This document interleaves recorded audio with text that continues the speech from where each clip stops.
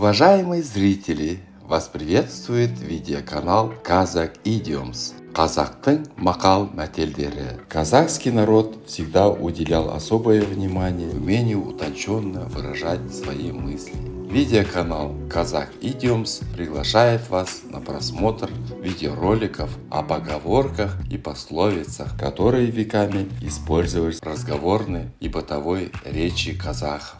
Видеоматериалы сопровождаются переводами на русский язык и примерами применения в разных ситуациях. Представляем вашему вниманию следующую казахскую поговорку. Апама жиздем сай. Дословный перевод на русском звучит так. Мой зять соответствует моей сестре. Это выражение используется в тех случаях, когда находят что-то общее между людьми, вещами или действиями. Чаще всего эта фраза встречается в негативном ключе. Рассмотрим следующий пример, каким образом она может применяться в повседневной жизни.